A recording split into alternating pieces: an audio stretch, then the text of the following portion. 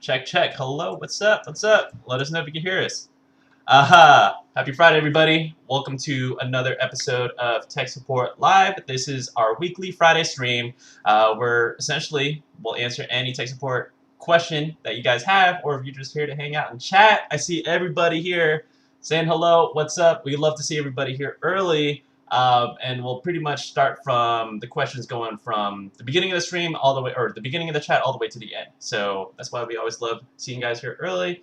And we'll give you guys a shout out in a quick sec. But if this is your first time here, I want to go ahead and introduce myself and our lovely panel here. I'm Angelo. I'm the Senior Interactive Media Specialist here at NETGEAR. I manage this YouTube channel. I manage pretty much any of our live stream efforts, including our new essentially, I guess, initiatives on Zoom.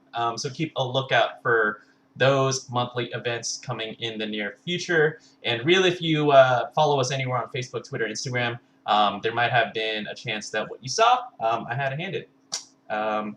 So we got Darren over to my right. I'll hand it off to you.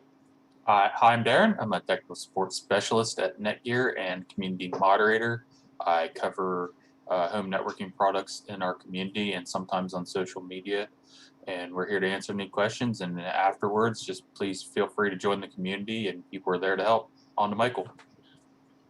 Wait 1 second. I got that little snooze thing, and I'm not going to let it reboot my machine. Okay. I don't know why they said it right now. Oh, no. Every time. Yep. Hey everyone, I'm Michael, Technical Marketing Manager at NETGEAR.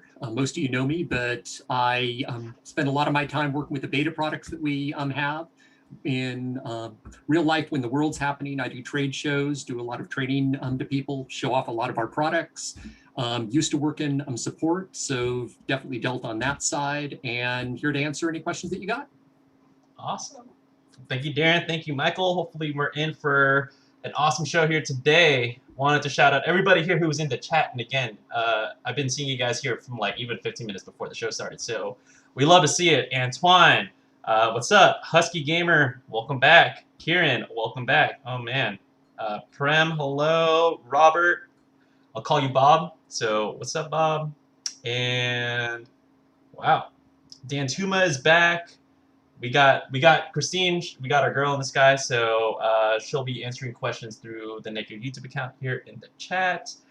Miguel, how are you guys doing? And Hamad, frozen is cold. Perfect. Well, we love to see everybody here, and again, you know, this is something that we've been doing for just about over a year at this point. Actually, it's definitely over a year at this point. So some of you guys have really been here for since we've just started. Shout out Dan Tuma, shout out all of our regulars who are really sticking with us, and we'd love to see you guys here in the chat every single week.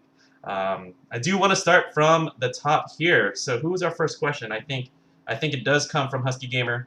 I'm not sure if if Christine already answered your question here, but what's the billing for the month?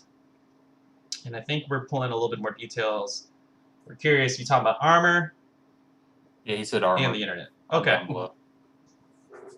What is that? What is the billing cycle, actually? That's a good question. I think it's like around the beginning of the month, is it? I have to double check. I'm currently on the free trial, so I'm not sure if it'll actually give me that information right now. Is he asking the price as well? I don't know.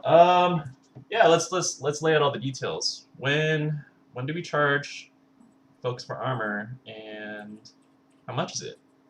Here, I'll pull up the Armor details. So essentially, everybody here who may not know what Armor is, it's essentially a cybersecurity solution that comes baked right into your router. So essentially, it's accessible through the Nighthawk app. Like I'll tell you personally, like my experience. So I have not a RAX E500. I have a RAX 200. Oh, I have a RAX 200 at my current house. I just moved, and I set up the router again, and then I'm on currently the free trial. So what it does, essentially, it protects vulnerabilities before they even get to your device. So it protects it from the router rather than, let's say, installing an antivirus solution on the computer itself. So that means things like your IoT devices are protected, security cameras, your smart door locks, and your smart doorbells, as well as really any computer, laptop, tablet, connected to your network is also going to be protected. It'll also give you notifications if it detects a vulnerability, and also even if a new device joins your network. So this is actually my first time I'm kind of playing around with it. So that's Armor in a nutshell. Let's see when it actually charges you, though. Yeah, it looks like it's a yearly subscription of $69.99 US, and I didn't see anywhere where it actually has a monthly plan. Oh, so I guess it is upfront, huh? So yeah. Oh, Yeah, I'm kind after of the scrolling trial pretty quickly, period. huh? So exactly. So here's what I mentioned. Let's say you did want to get an Armor. If you do have a device supported by Armor, it's gonna actually offer you a free trial in the beginning, and I believe that free trial goes on how many months? That's a It's good 30 question. to 90 days, depending on the product Okay. that you get. Yeah. Okay, awesome. Thank you, Michael. So, yeah, so it depends on which product you get, but it is supported on both Orbi and Nighthawk. So, so try out the trial, and then if you end up liking it, it's going to charge you yearly, and essentially you could calculate that monthly cost from there. All right, that was kind of my whole spiel. I'm actually scrolling all the way back down. Let me know if that actually helped you guys out, though, because I know we always talk a lot, and we like to kind of see you guys kind of asking us questions throughout the show. And again, we do this show every single Friday, 12 o'clock noon to 1 o'clock Pacific time. So pretty much you got us for an hour. All right. You know, Bob, I did want to answer your question while we were talking about Armor. Kieran, I want to kind of get to your comment right after. But Bob, you're asking, how do I find and recover my account for my subscription that could possibly be used by a hacker? Interesting question. Is Robert talking about the Armor subscription? Yeah, hey, so Robert, aka Bob, let me know if which specific subscription you're looking at. We pretty much just started talking about Armor, but we also have Smart Parental Controls. We have Mural. We have even NETGEAR Insight. So it really kind of depends on which subscription you're actually tuned into. But either way, you have our team on the line here, and I believe hopefully, if you give us a ring and send us a little bit more of your details, we could kind of get that figured out for you. Hopefully, even offline if that was the case here. We do have NETGEARteam@NETGEAR.com, which if we can't answer your question here today, we'll be able to follow up with you throughout the next week. Yeah, and especially on trying to recover an account, then working offline is the best way to do that, because we don't have direct access to that here. Yeah. And Bob, I'm assuming you do not want to put your order or your account details into the live chat. So I think on the dark web just like that. Oh man. So Bob, we don't want to put you through that. Christine, if you're able to put in the NETGEARteam@NETGEAR.com email in the chat, hopefully, Bob, we could go ahead and kind of help you out a little bit more in terms of recovering your account. And hashtag stay connected so we know where it came from. Exactly. If you put hashtag stay connected in the subject line, we'll know exactly that you came from today's live event. It's going to help us out. I'm all the way at the bottom here. Shout out Ricky. Welcome back to the show. And happy birthday, or happy belated birthday, Husky Gamer. Everybody in the chat say happy birthday to Husky Gamer. We love to see it. Happy birthday, Husky. Awesome. Kieran, the ingenious PoE injector for the Wax 218 is great. No downtime whatsoever. 2 weeks in. Yep. That's awesome. I tell you, Kieran. Oh, TP man. Link. Glad you got rid of it. Was that when I was on the show last time, I think, right? Is that... Oh, wait, no. 2 weeks since you got the product. It was probably maybe a couple shows back since we probably talked about it. But, yeah. No, there's a really, we're getting a lot of really good feedback when it comes to kind of like a little bit more of like the DIY kind of setup, especially on the Wi-Fi 6 access points. We've been really talking about that. And Karen was using a PoE injector on the Wax 280 for power, and it was a TP link, and it was basically turning off and on. And so we swapped it out for a better PoE injector, and now it sounds like the Wax 218 is doing great. Awesome. Hey, that's exactly what we love to see here in the chat because, hey, sometimes we'll help you guys out, but it's kind of like that, ever watch Shark Tank and you get that, like, that latest update? That's kind of what it feels like to me. So, we're happy to see you being happy, Karen. So, thank you for coming back.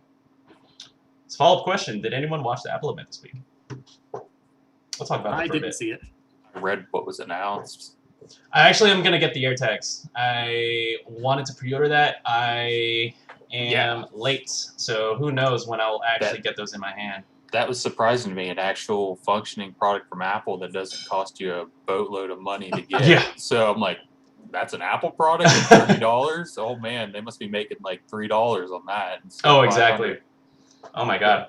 But I don't think they need a big keynote anymore for these, like, oh, we refreshed all these lines. Like, this is new and innovative, but it's not. Just make a press release. We refreshed these lines. They come out acting like, oh, we got all these big things for you guys.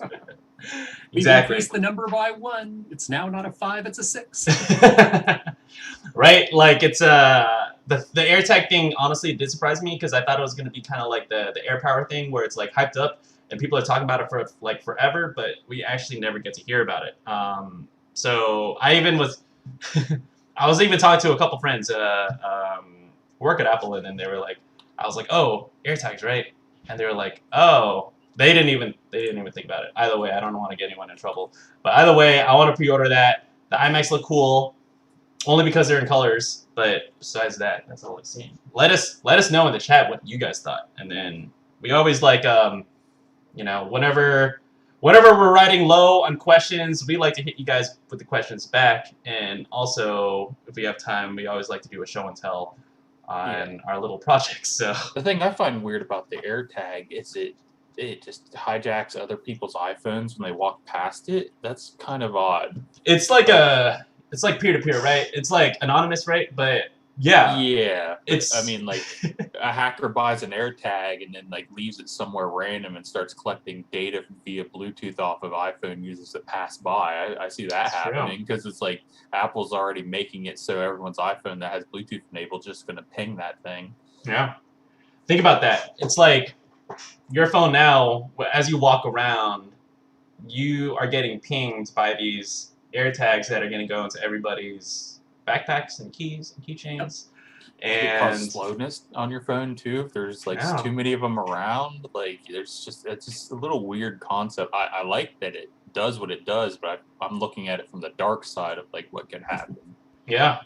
Well, normally you're syncing it up though, your phone with that particular tag. I've used other companies' tags like that before, and it pretty much is a one-to-one sync connection. Anything else that it's picking up, it should just basically block it.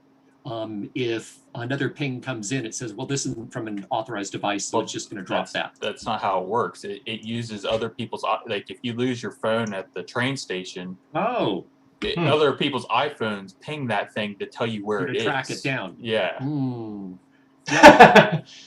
So I think the question is how anonymous is how much they're saying it's anonymous. So because all that data is going to have to pass through their system from the other person's phone up and then back down to your phone. And how much of that are they actually going to keep? Yeah. Yeah. I guess I'm still going to pre-order it. You got to give it a try. So I'll let you know how to go. Hey, chat, let us know, though. Like, we love always talking about, what's going on in the industry. So. And the next time you travel, toss one of those in your check-in luggage, and then see whether or not you can pick up where it's at by the people working out their, the baggage handlers and their phones. See what happens. But the people have to have Bluetooth enabled, so they can stop from that happening by just not having Bluetooth enabled. And a lot of people, they just keep their Bluetooth enabled on their phones all the time. Yep. I do that. Yep. I have a watch too. Oh my. I'm stuck. See, that's the thing. I think that's like the bigger kind of also conversation is I'm so stuck into the ecosystem. So especially when I got like all my keys and my bike, I'm going to protect my bike and stuff like that. I can't get out of the ecosystem. I'm far gone. They know what you do every day of your life. I know. Yeah, that's why, like, dude, if I'm not worried about being tracked, I got a phone right now. Either way, that's a whole other conversation. And you'll All be right. able to tell that you're being tracked because every time you go out to any web page, it's going to be the customized advertisements based on what you're looking at right now. You could be standing next to a Starbucks and bang, a Starbucks ad will pop up. There we go.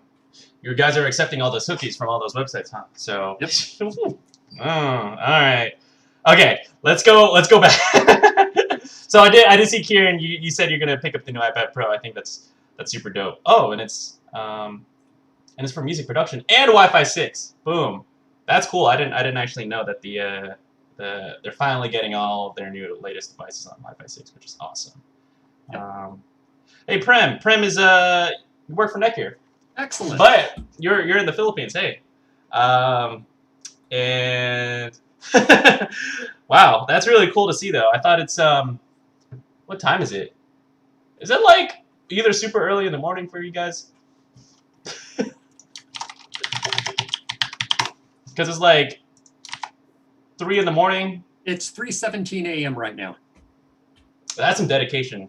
If that's yeah. the case here. If that's the case. So hey, Prem, say hello, everybody. Also, say everybody hello to the mainland for me. Kumusta?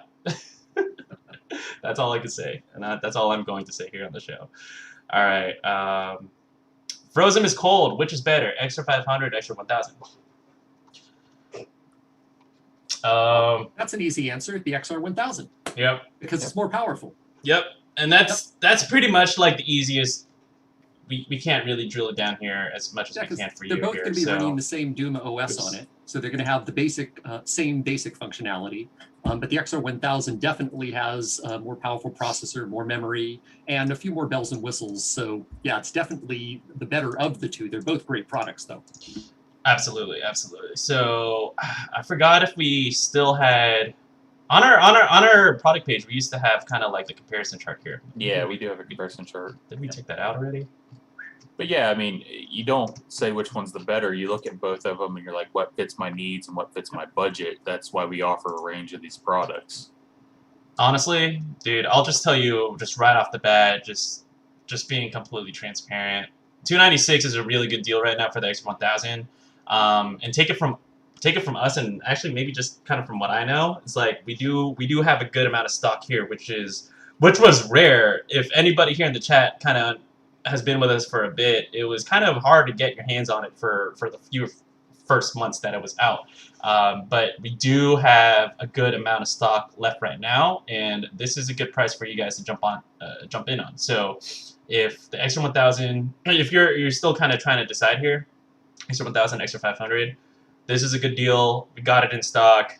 Jump on it right now. I even think, let's look, it's going to be cheaper. And the XR1000 is Wi-Fi 6, so you're getting the latest technology as well. Exactly. I'm not gonna. Yeah, I'll just tell you right now, extra 1,000 is cheaper than extra 500. You can check that out for yourself. But you will get the latest standards. You'll get DualMesh 3.0, and it's going to continually be upgraded so that essentially you're going to be able to kind of take advantage of all Duma OS's features and get that Wi-Fi 6 support that'll essentially just set up your network to run for years and years and years, which is great. It's really great. Yeah, but I'm currently using that for my connection here right now, and it's been working great for months. Oh yeah.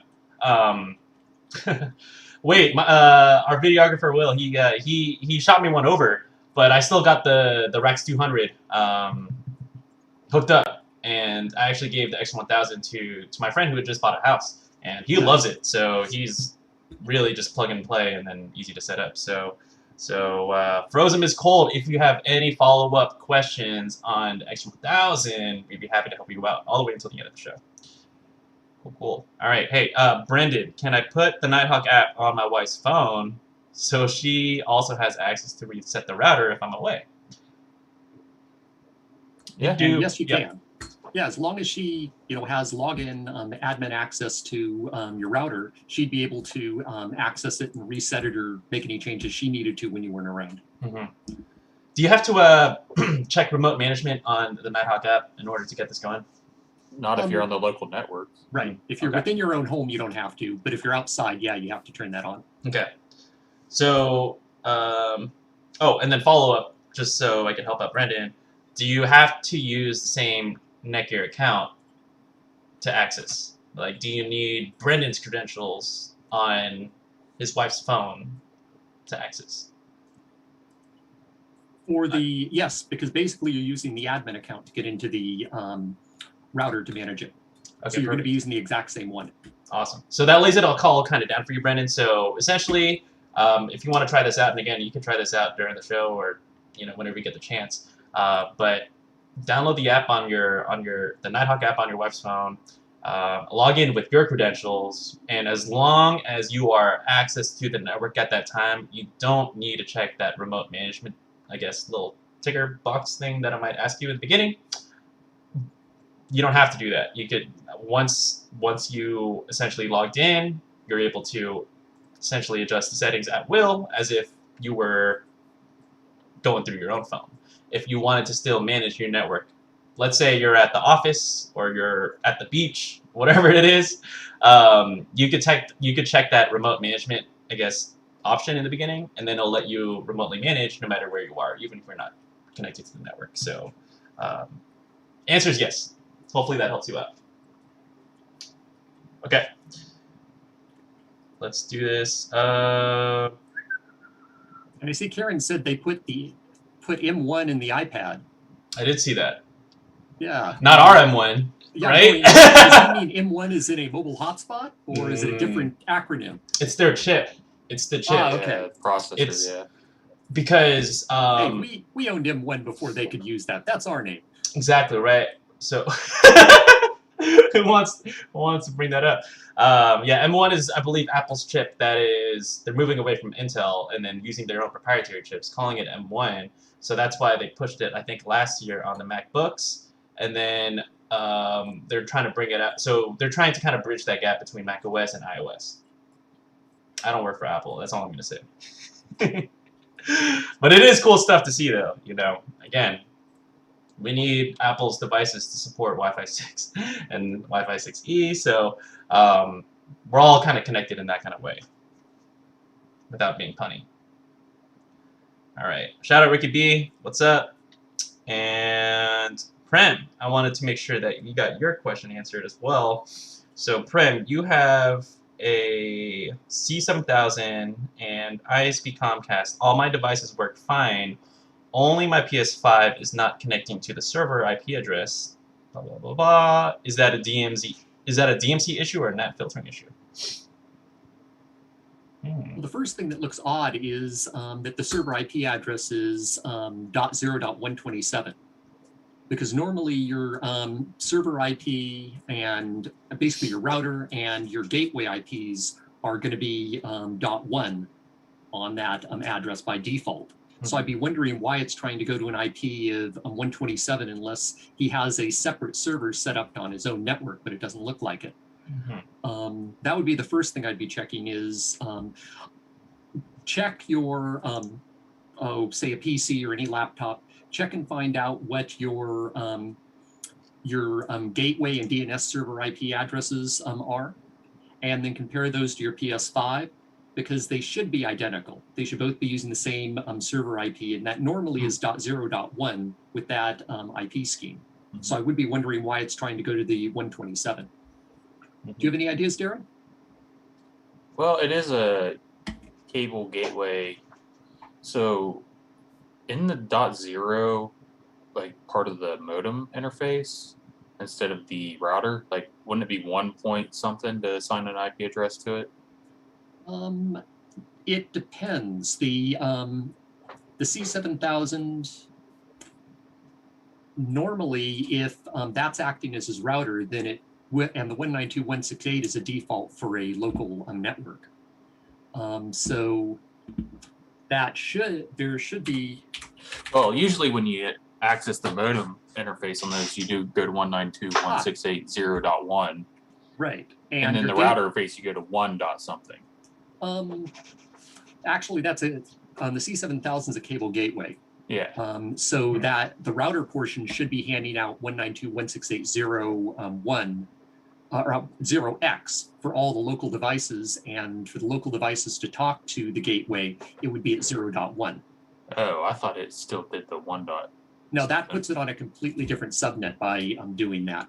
And so I would wonder why it's trying to do a 127 right now. And in fact, if I go and I look at mine, pop that up right there. For instance, I actually set my home address to .2.1 for my server, or my server, but my router. And so my default gateway is .2.1. And the DNS server should also be that, or if you put in like any of the public DNS servers. So I would wonder where the 127 is coming from, unless that's the default address on his C7000, which isn't normal unless it was hard-coded in there for some reason. The other Possibly thing by their ISP when they downloaded the firmware. Yeah, the other thing I could think of, maybe it's having an IP conflict than something else on the network too. Like That's also possible, yep. You might want to change the IP address, do a static IP address for the PS5s to something else. So we got an update. Prem says you disabled DMZ, is working fine now.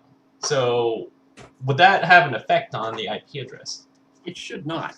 Normally with the DMZ, that's basically just a special area of the router that you can put devices within your network so that they have a direct connection out to the internet and they're not being blocked by any sort of filtering. So no, it should not normally cause an issue unless his PS5 was being put in the DMZ. But that is something normally you would manually do. It's not an automatic thing to have done. Wow. See, this is interesting. It's like a puzzle. Well, one, good to know that your PS5 is working, but leaves a big question as to what really happened here. Kieran does have a follow-up, pretty much asking, why is the standard 192.168.x and not something like 20.20 or any other kind of number that might be random? Oh, because basically they created a series of IP addresses that are normally used on a local home network. And there's like 3 different schemes that they can use. And it's just a standard that was created a long time ago. You've got the 192.168, you've got 10.0.0. And if you aren't being given an IP address from your router, basically there's no IP server out there, there's no DHCP server out there, your client will time out and then automatically give itself a 169 address. And that was created a long time ago so that local devices on a network could still talk to each other even if you didn't have a DHCP server. But normally, the 192.168 and the 10.0.0 are the 2 local network schemes that were just created by default, and that's what has gone forward. And everyone's stuck to it since. Yep. Wow. It's that's yeah. You can manually change that if you want. You can go into your router and you can change that scheme to anything that you want. And it'll still work. And it'll still work, yeah, because basically it just needs a basic IP scheme to start with, and then it can hand out IP addresses from that scheme to the rest of the devices on your network. So if I want it to be, say, 5.5.5.1 for my router, then it would hand out .2, .3, .4 to all the other devices. But you do have to worry if you randomly are throwing IP addresses out there. It is possible that you could end up putting an IP address in there that conflicted with IP addresses that are out on the internet. But those public or the private IP addresses, the 192.168 and the 10.0.0, are only for local networks. So those are never going to be used out on the internet itself. So you can never have a conflict. Wow. Okay. So you might compromise.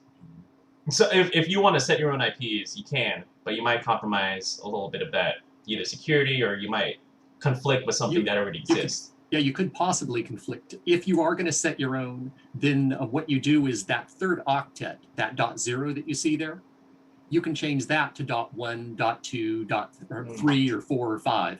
And then it's still staying local because of the 192.168. Okay. And that's why mine right now is 192.168.2.1. See, hey, you get into this whole rabbit hole of if you want to have kind of more control over your network and then like really be diligent about the kinds of devices that you connect into it. So this is really interesting stuff. And Yeah, Kieran there's whole says, courses on subnetting. yeah. So whether you guys asked for it or not, you guys got it, right? So we did get also something coming back from Prem. So he says, Meg, this is a customer issue for Gearhead support. Yeah, we were helping him help a customer that he's on the phone. Oh, interesting. I love that. We thought this is your PS5. Prem, hey, well, be careful what you say in the show. We're going to have you on camera on the next week. So I'm just saying. I'm just kidding. All right. Okay, well, I'm still at the top of the chat here. So everybody, remember, we go chronologically, and then, you know, if we start talking, get us back on track, and then, you know, And then we have the lightning round at the end. We always do. We always do. So, but we love to see these kinds of questions coming in. So, Prem, hey, let us know if that actually did resolve and helped out. Either if it was you or the customer, you know, just let us know. And hold on, I do see Bob. We answered your question a little bit earlier, but I want to make sure we got it because you mentioned you have the Orbi. Did we get your question, Bob? We haven't answered any Orbi questions yet.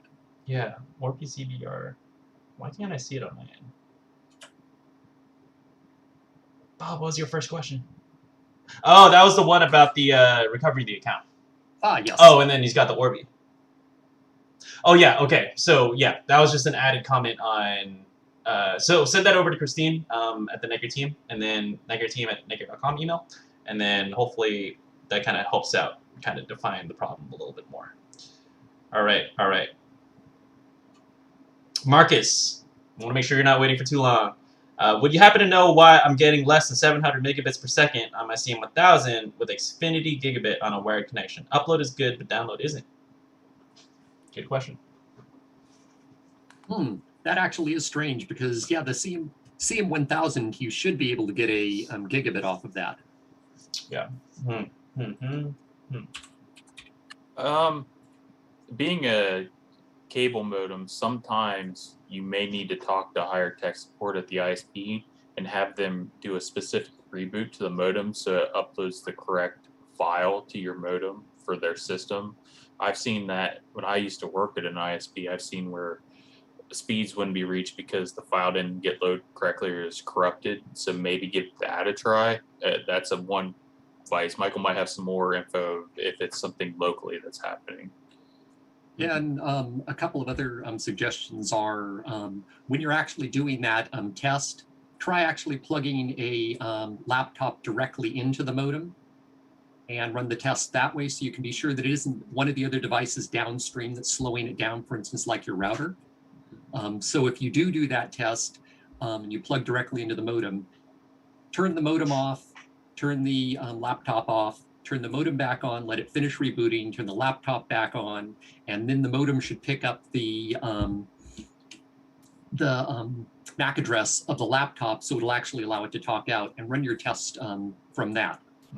Also, when you're running your test, make sure, depending on the test that you're using, if you use like speedtest.net, the server that you're testing against. And the best one would be if your service provider has a server that you can ping against, you get the maximum speeds against that. Or pick one of the other large ISPs like Comcast or AT&T. So, all really good stuff. That was kind of my first thought was check which server you're pinging against. So, yeah, like you mentioned, right? I mean, I'm in San Francisco. I have AT&T. I want to pick a server, an AT&T server, as close as I can to where I'm currently located. So ideally, AT&T San Francisco. The only other thing that I think about is like the time of the day. Does that still have like kind of an impact here? I usually like to think of the modems as like, you know, the straw of the neighborhood, right? And if a lot of people are drinking out of their straws, no matter how big of a straw you have, you still might get impacted. Is that still the case here? That can still be the case, especially depending on where you live and how many places, how many people are around you using the same service. High-rise, apartment buildings, especially because you've got a huge number of people, in a small area that are all trying to drink from the same pipe. Yeah. Or there could be noise on the line that there's a bad fitting somewhere, bad connection, either in your home or outside on the line or outside of the box that they hook you up to.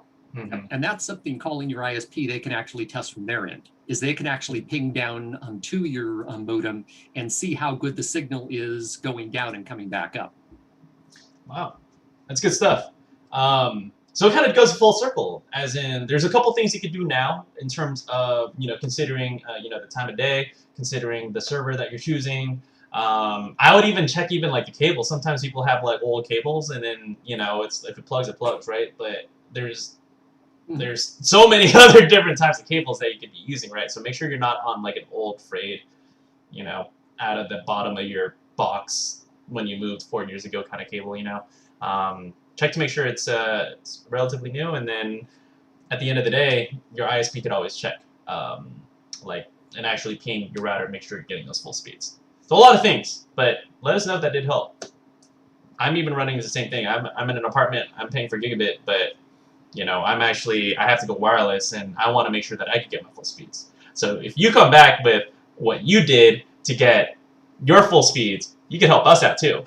All right. Marcus, if you're still in the chat, let us know that helped you. But otherwise, Husky Gamer. Oh, okay. This one's kind of following up a little bit again, way back on the when does the billing cycle kind of hit? Question number 2: will the NETGEAR app tell you how much it costs per month, or Google says year? Like Google says, it says $60 a year and 2 months support. I think the app tells you for a year. Is that correct? Yes, that's what it looked like. Okay. Yep. Oh, so, it looks like you missed Miguel's question about NAT filtering. I'm sorry. Where's that? Oh my God, I can't. Okay, go ahead. Yeah, is it safe to leave it open, because can't get it open NAT on a Call of Duty without it being open. Is it safe? You're reducing some of your security by having it open, because when you have it closed, what it does is it basically tells the router, don't accept any requests that are coming from outside your network. All connections have to be initiated from the device inside your network. And when you turn that off, it is possible that someone could initiate a connection from outside your network. Normally, even when you have it open, the router is going to catch it, but it does reduce your security level a little bit. And typically, you're just doing that for consoles and not really PCs, so less of a factor, but still, it can happen, like Michael's saying. Yep. And if you really want to feel safe, but you need to have it open, you can always open it up when you're doing your Call of Duty session, and then go back in and close it when you're done. Wow. Okay. That's all really good stuff. Sorry, I spent that entire time trying to look for Miguel's question, because for the life of me, I could not find it. So Miguel, though, yeah, thank you for all the advice, guys. But Miguel, yeah, let us know if that did help. So just kind of recap it, just because so I could repeat it back. It's safe, but it's not necessarily best practice. Was that the case? Right, exactly. Okay. It's safe, but it's not best practice, because it does give the opportunity where someone possibly could actually initiate a connection into something in your system from the outside. While when that is closed, all communication has to start from the inside before that connection's open. Okay, awesome. So I did pay attention. Okay. So that's good. All right, cool. So let me get back on track to kind of like the order of the question. So Miguel, I'm going to start from the open NAT question and then go down again. Was there anything above that I may have missed? Nope, I think we hit everything above that. Did we get Adrian's question on, as far as I know, the RAX 120 is the only router that has 8x8 instead of 4x4. How come more routers don't do that? Okay, so we did. So, okay. 8x8 on 4x4. That's a good product team question. Well, it has to do with power and money. Gotcha. How powerful do you want the router's Wi-Fi to be, and how much money do you want to spend on it, and how much they're putting in the routers? Because to go from a 4x4 to 8x8, there's a lot more cost on the chips and the antennas, everything else, which is the biggest reason. And they look at it as how many devices out there actually can use an 8x8 as opposed to a 4x4. And so they kind of put more, produce more devices that would fit with what's actually out in the market right now. The same reason why we have a lot more AC routers than we have AX routers, because AC's been out for a long time, so we matured all of that. But cost is the biggest reason why. Otherwise, you could put it into everything. Yeah, that's true, huh? How about the latest Wi-Fi 6 routers? Let me see. Let's say the Rexy 500. Is this? Now, the one limiting factor on that is size. If you actually shrink something down small enough, it'll get to a point where the antennas will be too close together, because there is certain minimum distances for the antennas. Oh, wow. So if it's a smaller form factor, it's harder to fit. Exactly. Harder to fit more antennas. Okay, which makes sense. Yeah. Which makes sense. So, okay, my follow-up question is, what would that kind of like real world kind of difference be, like in terms of 4x4 versus 8x8? Is that significant? Is that noticeable? Is that not that noticeable? It could be significant on if you have a client that supports the 8x8, you're definitely going to get the fastest speeds off of that because it's using more channels to work with. Or the number of devices that you have, it should be able to support more devices. But you know, in general, with the products that are out now, you're not going to see a huge amount of difference, but it definitely can. You know, the more antennas you have, the more stuff you can do with it. Gotcha. Awesome stuff. Awesome stuff. Cool. Well, hopefully that, Adrian, that did answer your question. I know we're actually still all the way above to the chat, and I think I found a couple more that I want to make sure that we got out. Hamad is asking, would Armor be available in the UK? Do we have anything on that? I know that's like a really often asked thing too. Yeah, I feel like that question. When's this available in the UK on everything we release ever? Right. And I'll just tell you, I mean, a lot of the times we don't even know ourselves, and that's going to be something where, you know, hopefully this is something that we could either bring down to the product team, or if you just keep on asking us, even if we might give you the same answer that like whether it's on our live streams, whether it's on social, it's on community, like really, we also have our oh my god, why do I forget this name every single time? The idea exchange. Yeah. We got ID exchange, and yeah, I'm gonna pull this up really quick. So these kinds of questions, or let's say requests, they essentially, if it's in here. And actually, NETGEAR Armor is available in the UK. Ah, there we go. Yes, I just checked. And on our Orbi line, on the netgear.com/UK, it shows the services as Armor is one of the ones that are available. Awesome. So, Hamad, hopefully you do have Orbi, because that's what is being currently supported. But let's say you still wanted to kind of add an idea, like, you know, like this question right here is a really good example. Have you guys ever thought of doing an outdoor Orbi Wi-Fi 6 satellite? You know, not necessarily something that, you know, it's we could tell you a timeline, but we could see, all right, how many people are asking this, and prioritize that within the roadmap. Because again, as big as a brand that it seems, we still have a relatively small team here, and you know, we easily could like send a Slack or Teams message to some of our product guys over here. So we like to see it.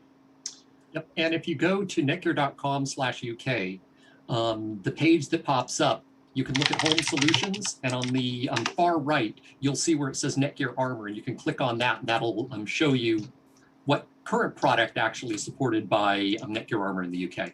Ah, it's this page. Oh, why do I get it? Okay, well, ignore that. All right, but I'm on the UK page. How do I float this up a little bit more? Ah, there you go. netgear.com/UK/home-services/armor. That's all you get to see in my tabs. Yep. Go ahead and check that out. You can see the latest compatibility. All right, let's get down to it. Want to make sure we got everybody's questions asked. So we last was on Miguel. Oh, Hamad, you got a follow-up question. I think we could probably answer this for 2 seconds. How is Linksys VLOP? I've never used the Linksys VLOP router, so I have no idea. All right, go to Linksys's next live streams and you ask them. about our products, and then we'll answer your question. All right, next one. Oh, Frozen is cool. We got a CM600 plugged into X1000. Love it. We'd love to see it. Sweet. Dan, somehow I set up my Rax 50 using my work email. Is there a way to change it to my personal email? Do I have to do a new setup? I could do it from the app. If you're connected to your local network and you log in through the Nighthawk app through a different account, is that going to be different settings? Or what does it give you? I've never actually tried to change that once I've got it set up. Yeah. Michael, I have like an example because when I was setting up the ReadyNAS, I also, for some reason, my credentials weren't working on my personal, so I logged in really quick on my work email, and I was like, oh, it works. But then I was like, oh, I don't want all my data on my work email. But I was able to log out of the ReadyNAS and then log back in with my personal after I figured out the credentials. And it was easy as that. So, but the ReadyNAS is definitely very different than our routers. This is a good question. And this is one that Ben should be able to answer.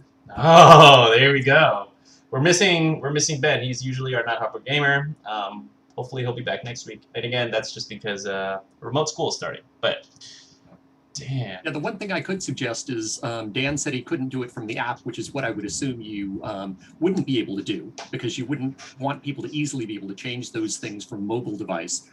You could try logging directly into the Rax 50 through its routerlogin.net and then your admin username and password, and go in through those screens and see if you can actually change the email. I'm guessing you can't, but that would be the one place that I would check to see. Yeah. Awesome. So desktop. Oh, I know sometimes we do NetGear at NetGear.com, but in case you do have issues, we can work with you offline. And worst case, as bad as it sounds, the process itself is relatively quick. You know, just depends on how much time you need to troubleshoot. But worst case, you can always just use that paperclip and then press a button. But then when you set up your network again, do it to the exact same credentials in terms of your router login and then the password, and then you don't have to reconnect all your devices. So as long as you use the same name, the same exact name, the same exact password, you do not need to reconnect your devices. So honestly, based on your time troubleshooting versus like your outcome, like might be worth a shot. But again, there's a couple options for you there. Just depends on how much you want to fiddle with it. Okay. Let's get back onto it. Unless I missed anything, and call me out if I did, I'm going to Jerry. Does a modem fail all at once, or does it happen over time with issues like drop connection? I would say with a modem, it usually happens over time. Any modem that's failed for me, over time I've had multiple modems that have failed. They usually don't fail instantaneously. And it's usually because components inside the modem are starting to die, and they die on a sort of a downward slope. So rarely do they die instantly unless you have some occurrence like power outages, power spikes. Those things can kill them, right away. But in general, if they're dying on their own, it's going to be a slow death. It's not going to be instantaneous. Wow. Sounds painful. It is, especially when you're going, why isn't this working? And then it starts working again. It works for a few days.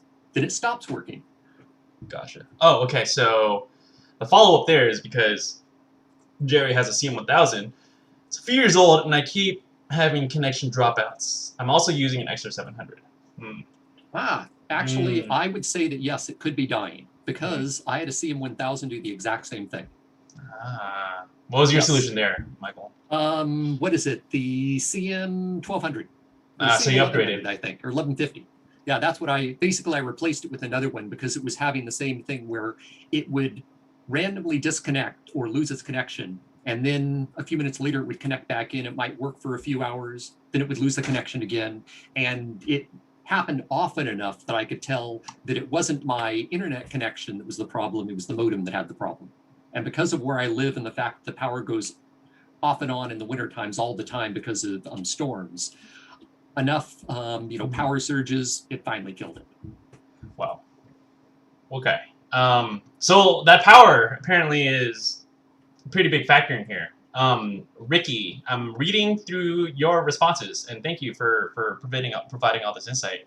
Because Ricky says, I had a total failure and found out it was the power supply. Mostly I get either Ethernet or Wi-Fi dropouts. If that's your problem, you could try resetting the modem to factory settings, download the latest BIOS, and do custom setups from there. Wow.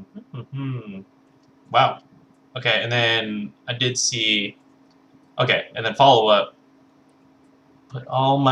So Ricky put all his electronic equipment on a battery backup to filter and clean up incoming power. So you can prevent those power outages, right? Put them on a UPS, that can help. It's not an absolute guarantee because, especially with a cable modem, you also have power that's coming down your cable. And that's something that you can't filter out through the UPS, which is what happened to mine. But otherwise, all of my devices are plugged into a UPS. It's just when you've got to disconnect it, connect things back up, and the cable, you can get random power that's going to kill it. Plus, depending on how old the device is, the chips and hardware dry out over time because of the electricity that goes through them, which basically slowly kills them. So this is good because, unless I'm wrong or mistaken, Jerry, I think, is looking for recommendations on... Is it like a backup? It's like a backup generator in a way, right? It's a battery backup. Battery backup. Yes. So you can plug into your electronics there and then prevent if you get lightning strikes. Because I see another question coming in from Bruce here. Welcome to the show, by the way. He's seen modems fail quickly, especially in lightning-prone areas, but mostly DSL. This is something actually that's new to me too. So hey, Jerry, we're in the same boat here. Especially the DSL, because those things are connected directly to phone lines. Wow.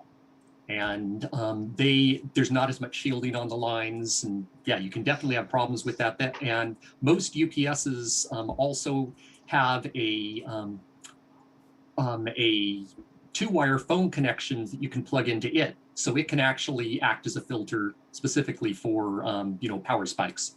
Gotcha. Whew. Hey, Ricky, if you have any recommendations on your brands, or Michael, you as well. I know we're about to start running out of time here, so that's why I want to keep it going here. Hey, Ricky, I really appreciate that help. Anyone has any recommendations for that, drop it in the chat. Hopefully, Jerry, you could take a look at that. But otherwise, just to give you insight, Michael did run into a similar issue, and then it ended up that the router was dropping out because it started. The modem was. The modem was basically dying. Yeah. And I can recommend CyberPower's the UPSs. I've got those all around the house here on all the key things, including my computer here.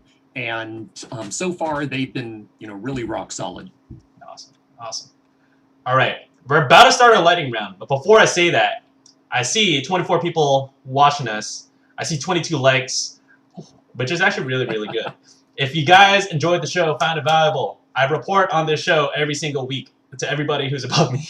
If you liked it, give us that like, and we'd appreciate a subscribe, or if you hit that bell, get those notifications. We do this every single week. And again, we love seeing everybody here in the chat just kind of hanging out and just really making this a good show as much as we could make it. So just send that like, and then hopefully we'll be able to, any other questions that we don't get to this week, we'll be able to get to next week. But let's start this lightning round, guys. All right. Miguel, what benefits does IPv6 have on consoles like Xbox or in general? Darren, you want to jump in since you work with consoles more than I do? Sorry, what was the question? I was researching another question. IPv6, what impact does that have on gaming consoles?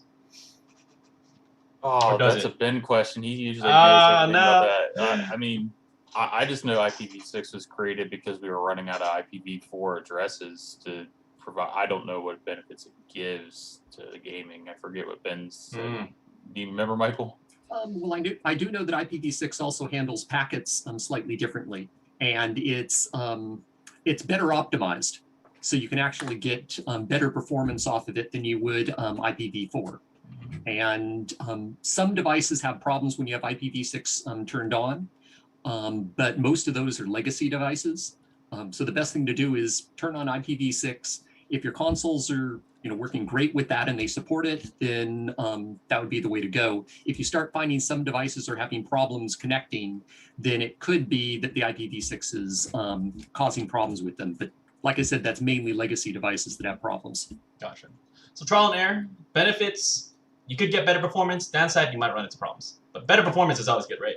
So give it a shot, and hopefully, most likely, this is like an Xbox One, Xbox One X, whatever console you have it's going to be relatively new. So just know that the newer the device, the better your chances. All right.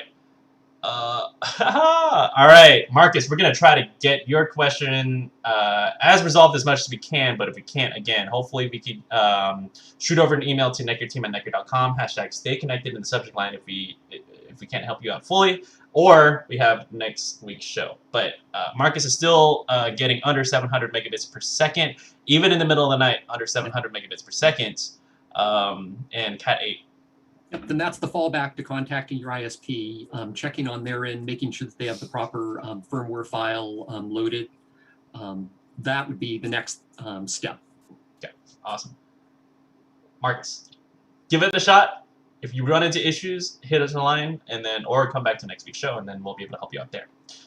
Brad, differences between Orbi and Nighthawk Wi-Fi 6. Is that primarily cosmetic? I'm not particular about looks. I just want the best coverage for PCs, Macs, iPhones, IoT devices. Interesting. So I think that Orbi Wi-Fi 6, if you want the best performance and the best range and the best coverage, Orbi Wi-Fi 6 is your bet. Nighthawk Wi-Fi 6, it's good, and it does have that smaller form factor like you mentioned. But if you want just best of the best and not particular about the looks, Orbi Wi-Fi 6 is our flagship. And oh man, I don't even tell you, the 2-pack and the 3-pack, they sell like hotcakes, and pretty much we've gotten our biggest praise from that. Nighthawk Wi-Fi 6 is primarily more for, let's say, the tinkerers, and it's kind of like your Android's Nighthawk and your iOS is Orbi, right? You're gonna get the best of the best, and it's gonna be pretty seamless to set it up. For Orbi, but Nighthawk Wi-Fi 6 is going to be a little bit more on, you get a little bit more affordability, you get a little bit more, you can choose the 2-pack, 3-pack, and kind of add as you want, and you have a little bit more to tinker with. So that's kind of the easiest way I could put it. Darren, Michael, is there anything else I might have missed?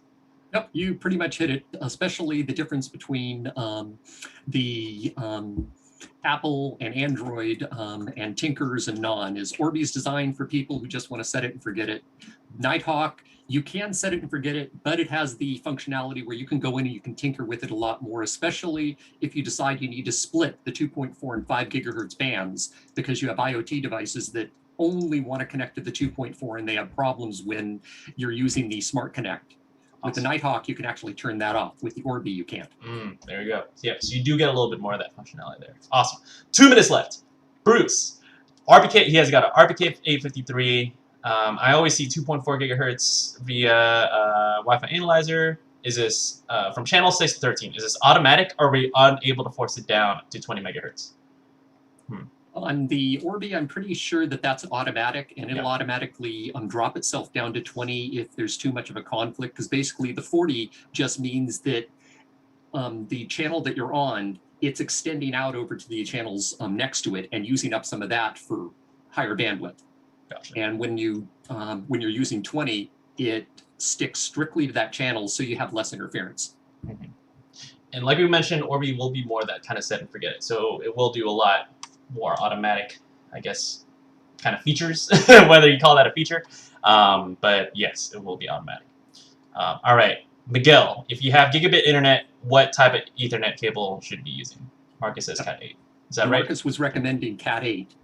But honestly, Cat 6 and above is good enough. Cat 6 covers multi-gig, so a single gig internet connection, not going to be a problem. I would recommend changing from the cable that comes with the modem, because that's probably most likely a Cat 5 or 5e.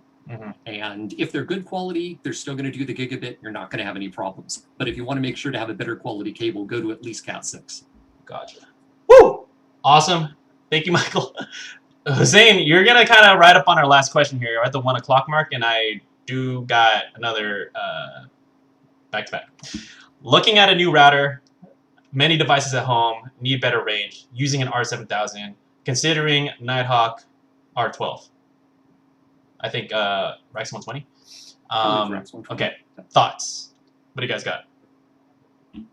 That will definitely, the R7000, great router, but really, really old. I mean, that thing's probably 9 years old at this point.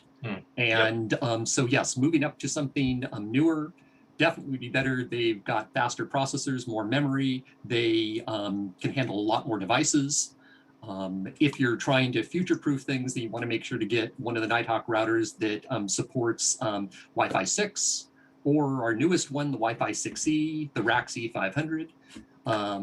So yeah, definitely, I would say getting one of the newer ones, or one of the mesh systems that we have. The Nighthawk mesh would work. But normally you go to mesh systems if you have to cover a large area. If you're not living in a large house, a mesh system would probably be an overkill, and you can get more features off of just a single router like the RAX 120. Boom, there you go.